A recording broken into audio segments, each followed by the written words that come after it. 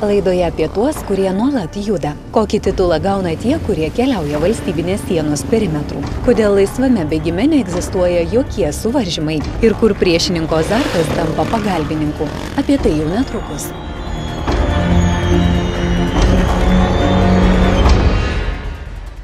Labas rytas. Įspūdžiai ir pasiekimai šių komponentų kupinos visos mūsų laidos, o mūsų pagrindinis tikslas – prakalbinti ir pomėgį išgyventi drauge. Tad jau netrukus dar neatvėsė įspūdžiai.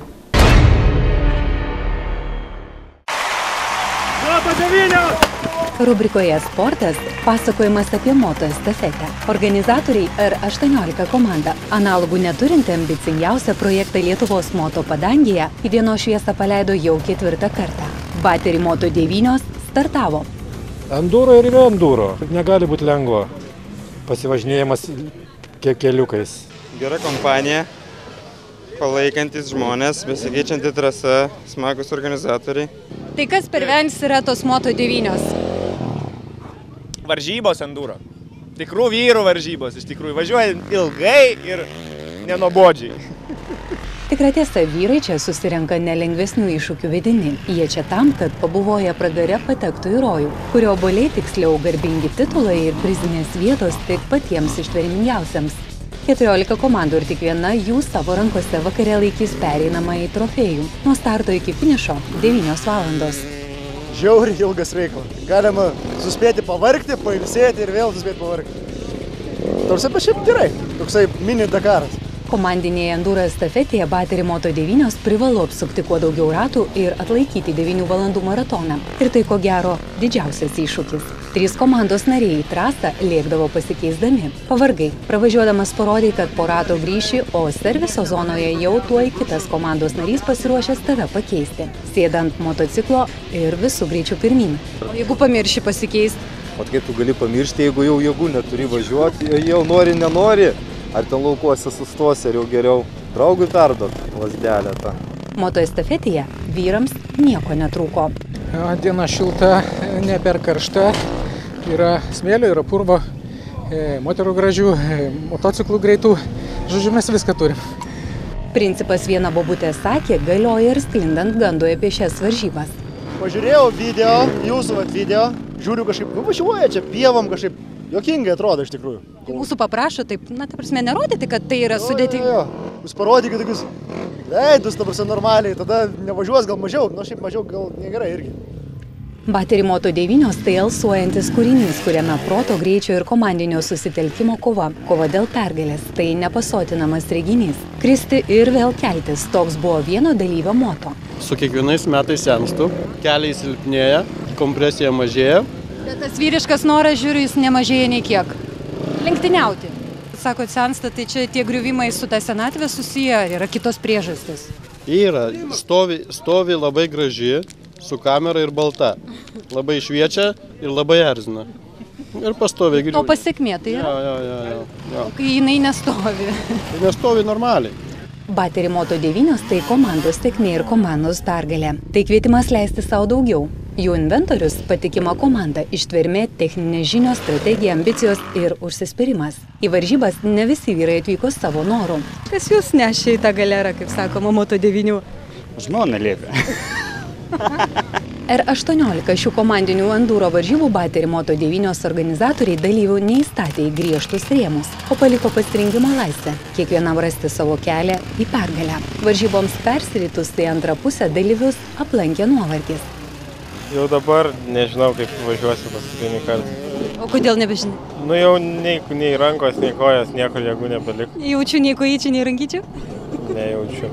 Trasa gera, biškį pavargau jau porą vietų, ten lapė mane nešė. Čia kaip? Jo, nu. Čia jūsų kaunietiškas posakis lapė mane nešė? Tai čia kaip pavargsti jau motociklas valdo tave, ne tu motociklas. Lapė mane nešė.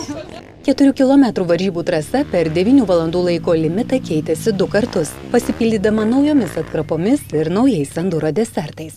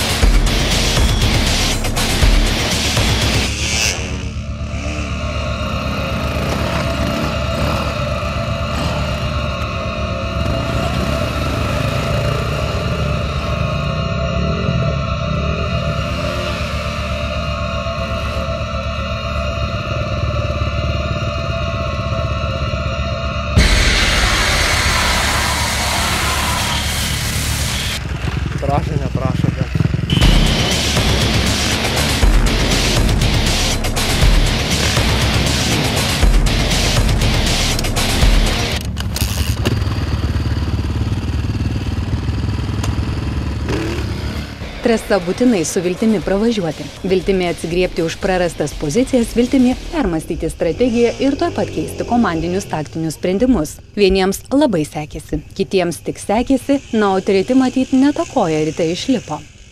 Rezultatai gerėja, lyginant su kitais. Trasa sunkėja. Trasa sunkėja, bet rezultatai gerėja. O ką? Jėgų mažėja, bet vis tiek gerai. Palyginus su kitais dar gerai. Mes vis dar po 3 važiavom. Pradėjom nuo 3, tik tai mūsų labai didelis žmogus Leikis nepavažiuoja. Va. Po 2 ratus tik tai važiuoja.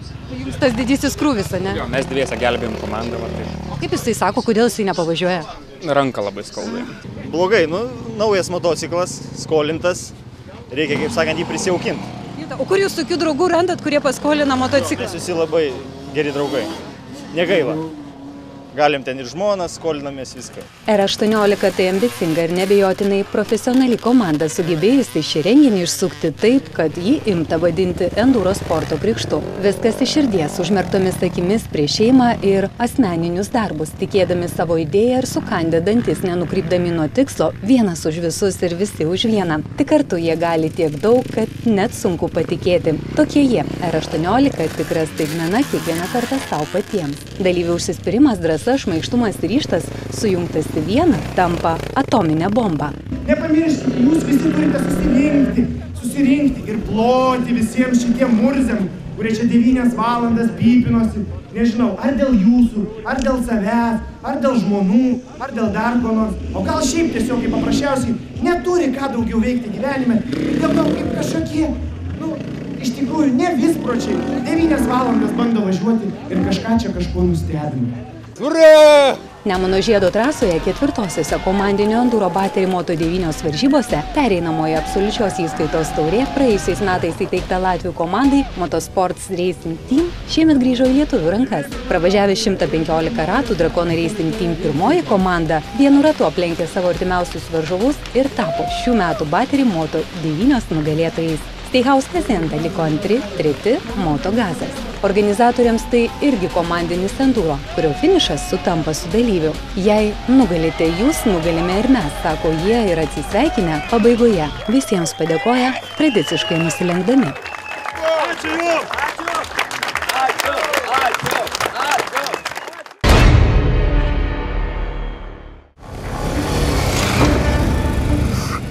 Po reklamos matysite, kokį titulą gauna tie, kurie keliauja valstybinės sienos perimetru ir kodėl laisvame bėgime neegzistuoja jokie suvaržymai.